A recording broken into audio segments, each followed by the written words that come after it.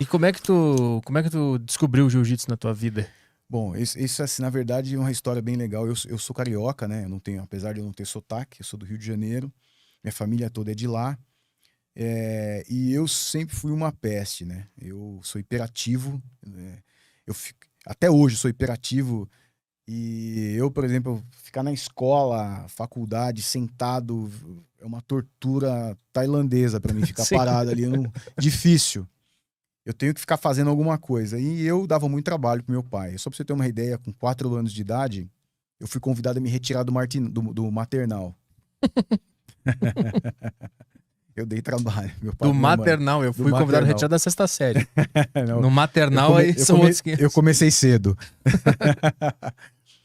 E aí, um amigo do meu pai, que é médico, falou pra ele: olha, teu filho precisa de uma ajuda na disciplina, coloca ele pra treinar alguma arte marcial. E o meu pai me colocou pra treinar judô e jiu-jitsu. Né? Eu venho do judô também. E aí eu comecei a treinar as duas artes marciais. Meu professor dava aula de judô e jiu-jitsu. E com 18 anos eu parei o judô e continuei no jiu-jitsu. E não parei nunca mais. Foi aos 4 anos de idade. Mas e aí, como é que foi a tua. Dentro da carreira, como é que foi até se tornar um cara que compete? Então, a competição aconteceu cedo, com 5 anos de idade. Meu pai e minha mãe já colocaram. O professor falou: Ó, tem campeonato aí, com 5 anos. Aí já me colocaram para lutar e eu comecei a competir com 5 anos de idade. E tu lembra como é que funcionava a tua cabeça numa competição com Não, 5 anos? eu não lembro, mas a minha mãe me conta. Minha mãe me contou. Ela disse que eu tava com bastante medo, né, nesse primeiro campeonato. E o meu pai foi conversando comigo e falou: não, isso é igual na academia. Foi fazendo um trabalho de psicólogo comigo, me acalmou, parece que me prometeu alguma coisa. Se você ganhar, eu vou te dar uma coisa. Ah, E se você perder, me prometeu um negócio melhor ainda. Pra me deixar mais calmo. sim. Vai falar: se você perder, não tem problema. Aham. Você vai ganhar um negócio melhor ainda. E a minha primeira competição eu ganhei. Né? Minha mãe até fala que ela me deu uma medalha no pódio, né? E aí eu não parei mais de competir. Mas aí, uma coisa é tu entrar numa arte marcial e isso ser um hobby da tua vida e tu vai fazer uma vida profissional normal, né? Você é Sim, contador enquanto sim, sabe lutar. Tu trabalha com isso.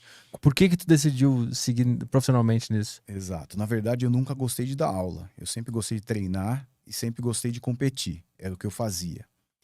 E aí, já morando em Jundiaí, eu era faixa marrom, eu tinha 18 anos de idade, 18 para 19 anos de idade. E um grupo de amigos, inclusive alguns que já viram eu competindo, foram comigo em campeonato, viram eu em campeonato. Pô, você tem que ensinar esse negócio pra mim aí, pra gente. Eu falei: pô, mas eu não quero ensinar, não gosto, não tenho paciência.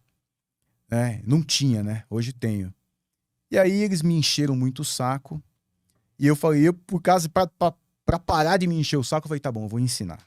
Vamos lá. Eu fui na academia de um amigo meu, que é professor, que é mestre de capoeira na minha cidade, que é o mestre Girino, um grande amigo, inclusive treina musculação na minha academia. Manda um abraço pro Girino aí, que com certeza ele vai estar assistindo a gente aí. É amigo até hoje. E eu fui na academia dele e pedi um espaço, e ele me cedeu um espaço. E eu comecei a dar aula na academia dele. Mas eu comecei nesse esquema, assim, para o pessoal parar de me encher o saco. E foi pegando, e o negócio foi movimentando.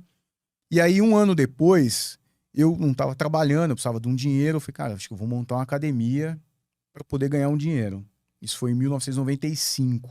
Aí eu montei uma academia, eu tinha acabado de pegar a faixa preta, eu montei uma academia, mas para poder ganhar um dinheiro. Mas eu realmente não gostava de dar aula. Mas até então, qual era o teu trabalho e objetivo de Eu não vida? estava trabalhando. Eu trabalhava com meu pai num posto de gasolina. Meu pai tinha um posto de gasolina e eu era frentista do posto dele. Aí eu parei de trabalhar com meu pai. Eu acho que eu tava ganhando pouco, eu queria ganhar mais. E eu falei: pô, vou montar uma academia. Pô, minhas aulas estão cheias, né? E eu ganhava um percentual pequeno da mensalidade. Eu falei: eu vou montar uma academia. Eu fiz as contas ali, falei: dá pra ganhar um pouco mais que eu ganho no posto. Uhum. E aí eu fui, vendi algumas coisas que eu tinha, aluguei um salão lá. Meu pai me ajudou na época, claro. E eu montei a academia. E comecei nessa, mas eu não tinha paciência, eu queria só ficar lutando, eu enfiava porrada nos alunos, eu fazia tudo errado. E o negócio foi indo. E eu lembro que em 96 nós participamos de um campeonato em Mogi Mirim, que eu fui convidado pelo mestre Orlando Saraiva, que é um grande amigo e mestre de jiu-jitsu, hoje é nono grau, faixa vermelha. E eu fui nessa competição. Quando acabou o campeonato, eu fui com bastante aluno. Eu tinha bastante aluno. Eu levei uns quase 40 alunos pro campeonato dele. E ele me deu um troféu. Falou, parabéns, tua academia ficou campeã. Porra, minha academia ficou campeã. Eu falei, cara, acho que eu tô fazendo esse negócio bem feito. E ali eu comecei a prestar atenção. E eu comecei a prestar mais atenção. E eu comecei a seguir nessa linha. E comecei a me dedicar um pouco mais. A falar, pô, acho que eu tô fazendo legal. Porque meus alunos estão treinando há mais ou menos um ano. Chegamos num campeonato, a gente levou muitas medalhas, a academia ficou campeã. E eu comecei a prestar mais atenção nisso. Até então era só um negócio de eu vou ensinar esses caras pra eles pararem de me encher o saco. Quando tu viu, tava dando certo. Tava exato, foi mais ou menos assim. E tu consegue entender, hoje, olhando pra trás, o que que tu fez certo ali? Consigo. Eu vou estender mais a história, que ela vai ficar mais interessante. E aí, eu fui nessa pegada. Quero botar na luz amarela na minha cara aqui. Vai lá. Eu fui nessa pegada, dando aula, e fui indo bem. Mas assim, como muitos professores, eu fui cometendo vários erros. Quais são os erros? Apertar o aluno demais. Eu, na hora de lutar com os alunos, espremia demais eles. Um aquecimento muito puxado. Comecei a voltar minha academia muito para competição. Comecei a cometer esse erro de deixar a defesa pessoal de lado e me voltar para a competição, porque era uma coisa que eu gostava. Então eu queria que os meus alunos competissem também. Então eu ficava falando, pô, você tá indo bem, você tem que competir. O cara às vezes não queria competir. Mas como ele treinava bem, eu queria que ele competisse. Então eu comecei a cometer uma série de erros. E aí eu comecei minha academia em 95. 96 eu tive essa visão de que o negócio tava pegando. Comecei a investir mais. Falei, pô, acho que isso aqui vai dar dinheiro para mim e acho que vai ser isso. Mas o foco era o dinheiro. Não tinha ainda o amor, porque o meu amor era para lutar. Eu gostava de lutar, eu não gostava de dar aula. Uhum. E o negócio foi indo, e aí foi 96, 97, 98. Pô, eu cheguei até em 97, 98, eu cheguei com 150 alunos. Eu cobrava na minha cidade uma mensalidade que para arte marcial era cara. E eu, na minha opinião, eu tinha um relativo sucesso. Só que aí eu comecei a perder aluno. Chegou finalzinho de 2000 para 2001, eu praticamente não tinha mais alunos. Eu estava dando aula para 12 alunos. O pessoal foi parando, o pessoal foi sumindo. Sem explicar por quê. Sem explicar por quê. Eu fui acumulando uma dívida muito grande. Eu acumulei uma dívida muito grande. Nessa época eu estava morando na casa da minha mãe. Minha mãe se separou do meu pai nesse tempo. Ela estava morando numa cidade vizinha que era Vinhedo. Eu estava morando com ela. E eu tinha academia em Jundiaí. E aí chegou num ponto que eu não conseguia mais ir pra academia, que eu não tinha dinheiro. Não tinha dinheiro pra nada, pra falar a verdade, nessa época. E eu falei, eu precisava tomar uma decisão. Eu falei, ou eu fecho a academia, que não tá dando mais, que o certo era fechar a academia, era o mais correto. Se a gente olhasse os números, eu tinha que fechar a academia. E procurar um trabalho e tentar pagar uma dívida enorme que eu fiz. Na época, eu tinha uma dívida, eu cheguei a 104 mil reais. Isso em final de 2000, começo de 2001. Era muito dinheiro na época, isso. Cara, E eu falei, eu tenho que fazer alguma coisa. Eu falei, não. E aí eu sentei, pensei, falei, cara, eu não tô colocando... Sabe quando você ama o que você faz e eu não sabia que eu amava aquilo? E aí eu comecei Quando você vê que você vai perder aquilo, aí você começa a... tu entende que tu ama. Tu entende que você ama. Uhum. Você fala, pô, eu vou perder um negócio que eu amo e eu não entendia isso. E aí eu tomei uma decisão, falei, não, eu vou tentar, eu vou resgatar isso. E aí eu fui morar na academia, eu tinha um escritóriozinho lá, meu pai me deu um sofá-cama, eu botei um sofá-cama lá, que eu não tinha nem condição de comprar isso, e comecei a dormir lá. E aí eu falei, poxa, tive uma ideia, falei, eu vou ligar para todos os alunos, o máximo que eu conseguir antes de cortar o telefone, que eu acho que vai cortar o telefone aqui, né? Porque eu não vinha pagando as contas. E aí eu peguei as fichas e liguei para a maior quantidade de alunos possíveis. E aí o aluno atendia, né, no telefone fixo, né? E aí eu falava assim, pô, eu não vou ficar bravo com você. Se você quiser me ajudar de verdade, eu quero que você seja honesto.